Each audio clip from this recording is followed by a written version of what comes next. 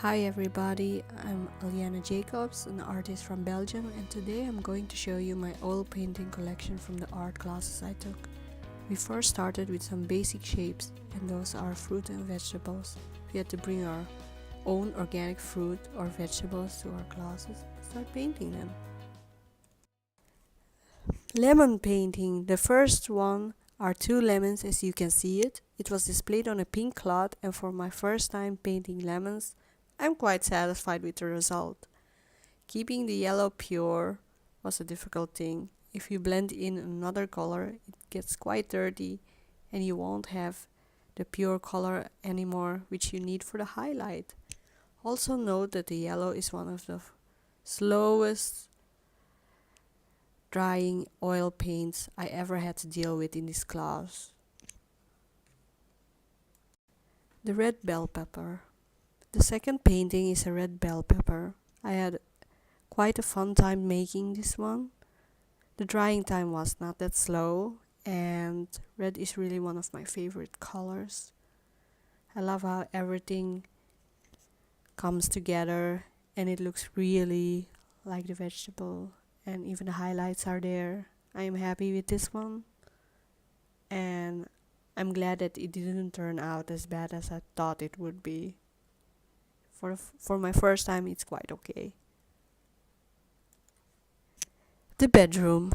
After painting some vegetables, we were confronted with perspective. We had to find an image that would interest us, and it has to be 2-point perspective. Oh boy, I had a hard time making this one. Trying to start perspective while you really don't draw perspective that much is quite a pain in the ass. I found myself struggling with this one.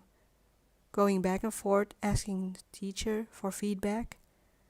She was very helpful and she told me what my mistakes were, and she taught me a lot. I'm grateful for such a great teacher, and I'm not scared of perspective anymore. The kitchen. The second painting is a kitchen in 1-point perspective. It's a brown kitchen. Mixing brown on brown was really hard, getting all those different shades. Getting the shiny details to the metal and the highlights on the black surface is difficult. It took me 2 weeks to finish this one. In the end, going through all the struggle, I finally made it, and I'm proud of it.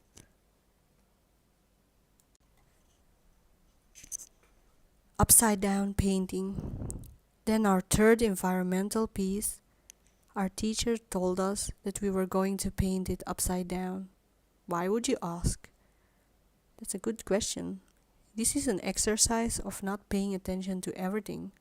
So you don't look at the entire scene anymore and think, I know how a room looks like.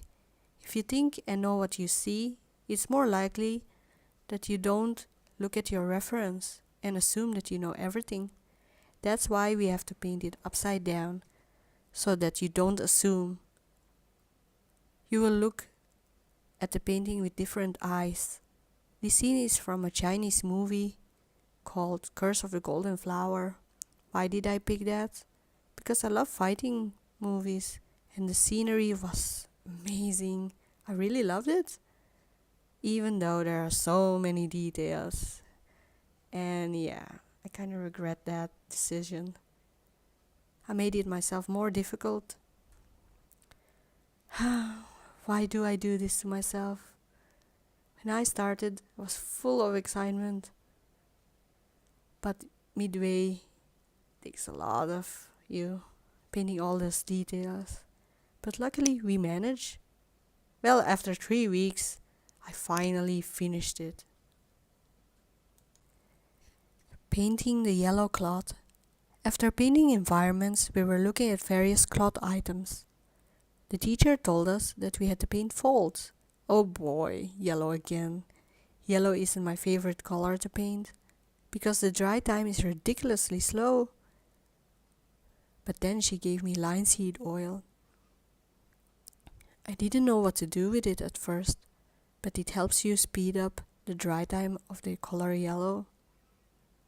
Oh, this made my work so much faster and I got excited. Finally, there's a light in the end of the tunnel and I completed my work. The purple cloth. The second was a purple cloth. Yeah, purple. I love this color. This time it went so much faster than the yellow cloth, and I had a great time making it. I also like the background. The pinkish color is really beautiful. It makes the purple color stand out, and I'm really happy with the result. The see-through green cloth.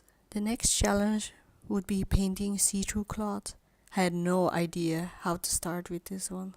Apparently our background, the underground base that is covered with gesso, has to be painted with black acrylic paint. It really dried so fast compared to oil painting. It's awesome. We had to paint green cloth on top of it.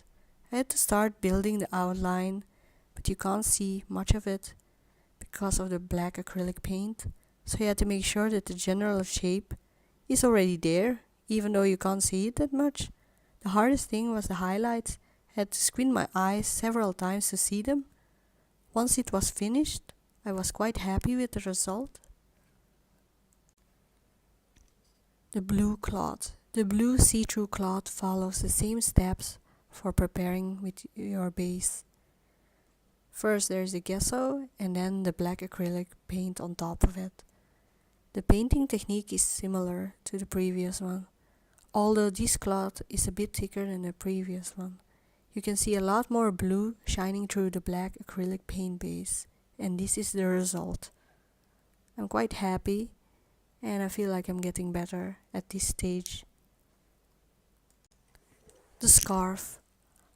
Last but not least is a scarf that I brought from home for the last session of painting cloths. The grandmother of my husband made this for me, and I found it an interesting texture. She knitted it for me, and I had a great time painting it.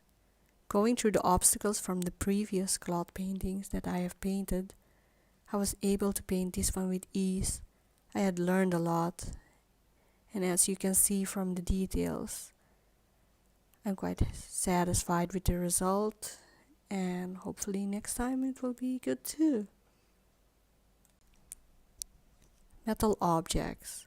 The water cooker. After painting cloth, we were going to focus more on objects that are shiny. Metal objects with a highlight. We had to bring some kitchen tools to our class. I chose my water cooker since I like drinking tea. This provides us with a new challenge. When you paint metal objects, they have certain highlights that bounce off, and depending on where you put them and your source light and the light that comes from the area you are in, you have to put all those factors in the painting. I had a great time making this piece, and the colors are playing off on each other. It took me a while to finish it, roughly 2 weeks, but I'm happy with the result. Another piece finished. Large machinery. The next task or challenge we have is painting a large piece of machinery. Since my husband worked on large robots, I asked him to take a picture of the robot he was working on. I took that image as an example, and everything I learned from perspective, how to put the reflections on metal, I put it all in once. And this is the result. It's a cooker robot arm, and it weighs a lot.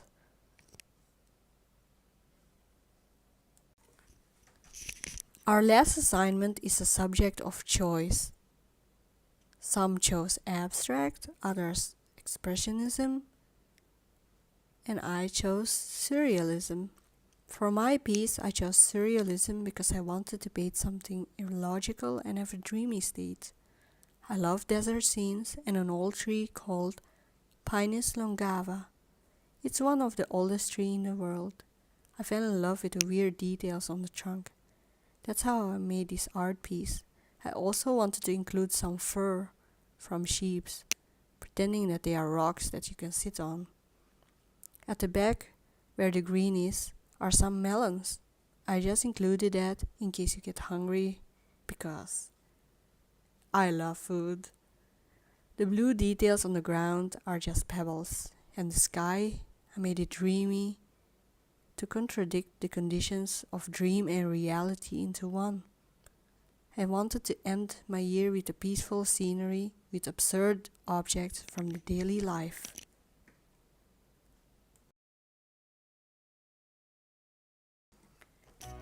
Wow, that was a lot of talking. I quite enjoyed explaining my artwork. I usually don't talk that much. I usually paint or sit somewhere sketching. I hope you guys had a great time listening to me, and if you have a question, you can ask me in the comment section. Thanks for watching, and hopefully see you next time.